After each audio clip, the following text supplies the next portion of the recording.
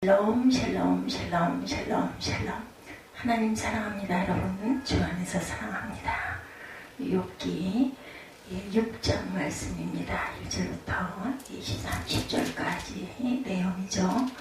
세상에 미련이 없는 욥, 너무나 고통스럽습니다. 그래서 엘리바스의 말에 욥이 대답하죠.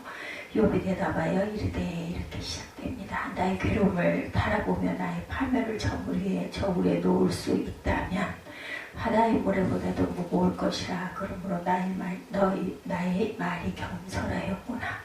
전능자의 화살이 내게 박힘에 나의 영이 그 독을 마셨나니 하나님의 두려움이 나를 온습하여 치는구나. 이렇게 시작이 돼서 30절까지 내가 얼마나 고통스러운지 욥에 대해서 계속 이야기하고 있습니다. 우리 인종이 코앞에 다가올 때 자신 물질 세상을 너무 사랑했던 자기 삶이 정말 후회스러워. 내가 미쳤어, 정말 미쳤어 라고 탄식의가를 부를 수 있는 것. 이 세상의 것들을 우리가 사랑해서는 안 되겠죠. 누구든지 세상을 사랑하면 아버지의 사랑이 그 안에 없다 하셨습니다. 요한 1서에 보면. 근데 이 세상에 대해서 정말 내 자녀와 내 돈과 내 자존심과 이런 모든 것들에 대해서 미련이 너무 많이 남아있다면 결코 참 신앙인이라고 우리가 얘기할 수가 없죠. 문제는 이러한 성도가 교회에 참 많다는 겁니다. 믿는 자들이 장차 나의 구원을 심각하게 생각해 봐야 합니다. 하나님과 우상을 겸하여 섬기지 않았는지 이것을 잘 가늠해 봐야 되겠죠. 현실에서 너무너무 눈에 놓아도 아프지 않은 내 자녀들에 대해서도 정말 피와 같이 아까운 내 돈에 대해서도 내 건강에 대해서 아무 미련이 없는 사람이 참 신앙인, 참 믿음의 사람이라는 거죠. 세상 미련을 못 끊는 사람들이 많이 있습니다.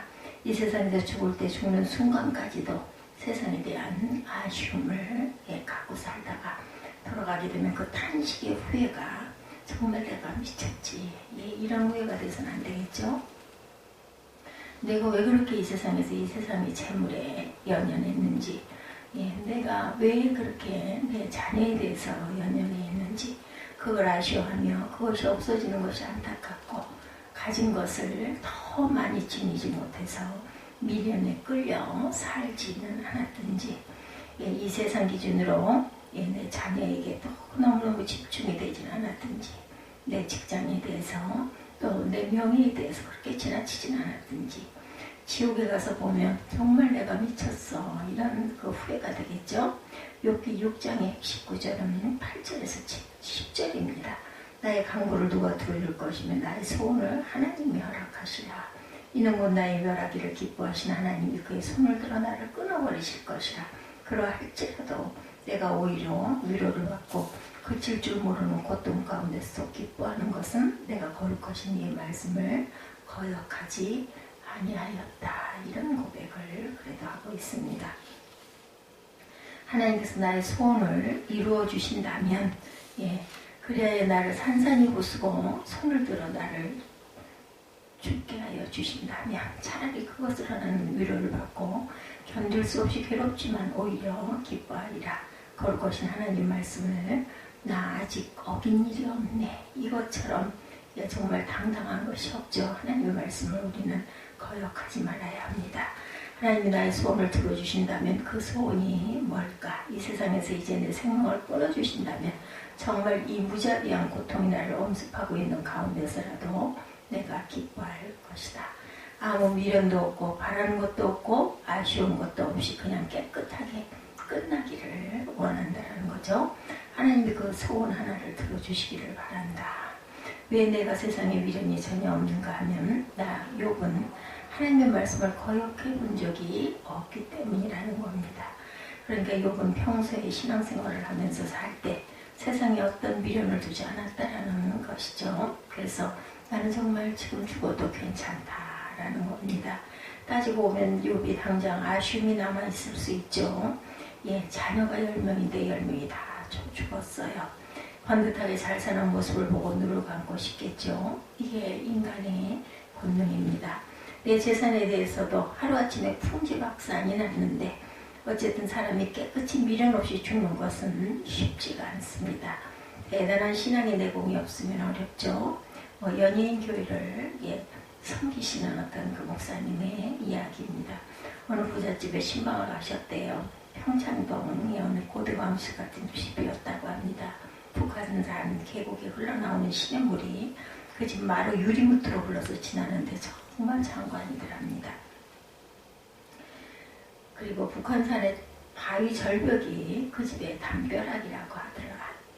담벼락이었다고 합니다. 그런데 그런 집에 사는 주인이 50쯤 됐는데 암으로 갑자기 돌아가시게 됐어요.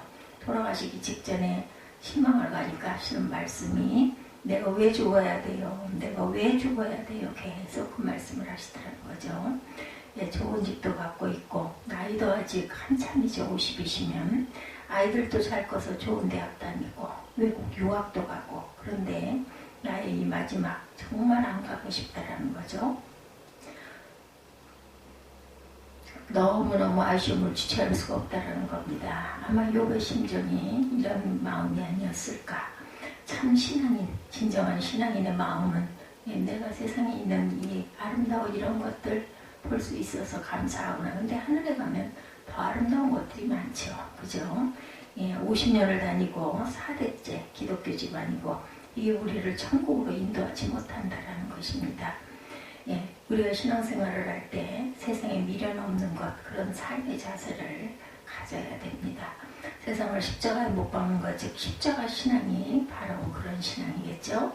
다행히 욥은 본문에 그의 어투가 나는 세상에 대해 미련이 없다 이렇게 말합니다. 자포자기와는 좀 다르죠. 누군가 죽음을 정의하기를 자기도 모르게 어느 날 갑자기 찾아온 것이다 이렇게 정의를 하더래요. 사람들이 다 죽을 줄 모르고 열심히 갈 길을 달려갑니다. 정신없이. 그렇죠. 성공을 위해서 이루기 위해서 달려갑니다.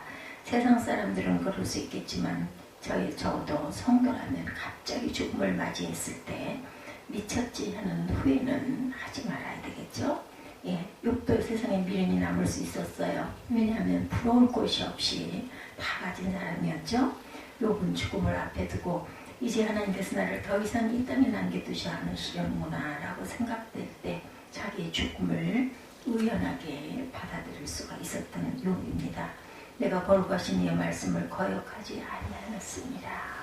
어마어마하게 많은 재산과 아름다운 10자녀들 그리고 사회적인 존경, 친구들, 많은 사람과의 관계 이 모든 일에서 욥은 자녀를 세상 기준에 따라 하이 레벨로 이끌어가기 위해 키운 게 아니라 자녀를 향하신 하나님의 뜻이 무엇인가를 평소에 구하며 살았다라는 거죠. 그러니까 자녀에 대한 하나님의 뜻과 말씀을 끊임없이 구하며 살았습니다. 지금 환경은 엉망진창, 풍지박산이지만 나의 내면, 나의 마음, 나의 영혼은 흔들림이 없다. 하나님의 뜻을 내가 거역하지 않았다. 내 신앙 양심이 죽음을 앞둔 자리에서 별로 두려울 것이 없다는 겁니다. 나의 재산도 물질 자체의 마음을 둔 것이 아니고 물질에 대한 하나님의 뜻이 무엇일까를 계속하면서 물으면서 살아왔다. 자신에 대해서도 내가 거룩하신 말씀을 거역하지 아니하였다. 이렇게 살았던 신앙인 욥은 어느 날 호련히 찾아온 자기의 죽음을 받아들일 때 이 세상에 대한 미련이 남을 수 없다는 것, 아쉬움이 없습니다. 양의 모든 문제는 목자의 문제입니다. 양 자신의 문제가 아니죠. 양이 자식을 낳아도 목자의 소유고 목자의 새끼 양입니다. 자기 젖을 물려 키운다 하더라도 양이 자기의 삶을 목자에 맡기고 사는 삶은 당연한 삶이 됩니다. 양이니까 우리는 스스로 해결하는 사자나 호랑이가 아닌 거죠. 지금 죽는다라고 가정했을 때 저와 여러분 마음에 무슨 아쉬움이 남아있을까? 아직은 때가 아닌데 할 부분들이 각자들에게 있으실 거예요. 막내가 너무 어려서 조금 더 컸으면 평생 고생하며 재산을 모았는데 이제 좀 쓰고 누리고 살려고 했는데 이런 미련, 참신앙이 아니라는 거죠. 이런 미련을 갖고 있다면 평소에 세상을 버리지 못하고 세상을 살아가면서 교회를 다녔다라는 거죠. 더 늦기 전에 나의 신앙을 완전히 갈아엎어야 되겠다. 주님의 십자가가 우리에게 해주는 역사는 이 세상의 미련과 아쉬움을 끌어낼 줄 아는 것이죠.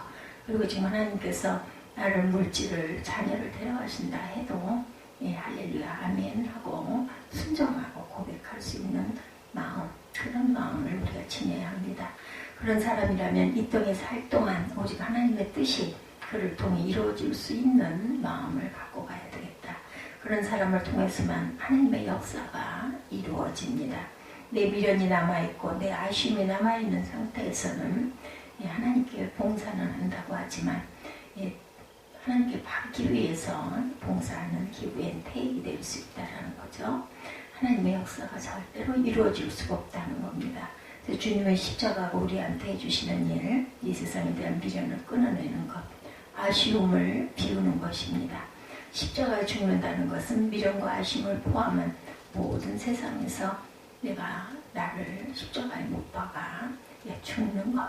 그러니까 어느 날 호련히 죽음이 찾아올 순간에도 당황하지 않고 아쉬운 것도 미련도 남아있지 않는 상태이죠. 욥기 6장의 다른 구절에 대한 설명은 이 세상에서 유복하게 살았더라도 유복하게 살았던 사람일수록 세상에 대한 미련을 끝내 보이지 못하기 쉬운데, 그런데 욥의 신앙을 자기 죽음을 그리워하고 있습니다. 세상 복이 좋아서 그것 자체가 좋아서 자식이 좋아서 재물이 좋아서 그걸 어떻게든지 좀 내 소원대로 해보려고 애썼던 모든 시간들, 그렇게 일평생 살다가 이 세상 삶이 끝날 때가 오면 우리 입에서 내가 왜 그랬을까 이런 후회가 없어야 된다라는 거죠. 그 좋으신 하나님을 두고 천국 영생을 두고 이 세상에서 이렇게 자식에 매여 돈에 매여 내 명예에 매여 내 건강에 매여 내 자존심에 매여 이렇게 사는 것, 그런 삶을 비워야 되겠죠. 사람은 신앙인이기 이전에 본능적으로 세상을 놓고 싶지 아니하는 그런 것, 그래서 하나님은 종종 고난을 우리에게 허락하시죠. 극심한 고난을 당할수록 세상을 십자가에 못 박기가 쉽습니다. 맨정신으로는 어렵죠. 도리어 세상을 더 가지려고 몸부림을 칩니다. 그러므로 세상에서 유복하지 못하고 많은 고난을 계속 당하시는 분들은 하나님께 감사드려야 한다는 거죠. 내가 못 듣는 세상 줄을 주님이 개입해 주셔서 하나둘씩 끊어주고 계시는 것, 그 단계를 넘어서서 이제 주님이 나에게 세상 것들을 유복하게 주셔도 전혀 흔들림이 없는, 언제라도 욥처럼 정말 나는 하나님께 순종하고 갑니다. 하나님을 거역하지 아니하였습니다. 이라는 고백이 저와 여러분들에게 계시기를 주님의 이름으로 축복합니다. 주신 이도 여호와시오 거두시는 이도 여호와시니 여호와 이름이 찬송을 받으실지어다. 이런 고백 하시는 저와 여러분들, 오늘 욥기 6장 전체를 통해서 10절에 내가 오히려 위로를 받고 고칠 줄 모르는 고통 가운데서도 기뻐하는 것은 내가 거룩하신 이의 말씀을 거역하지 아니하였습니다. 이 고백이 저와 여러분의 고백이 되시기를 주님의 이름으로 축복합니다. 기도하시겠습니다.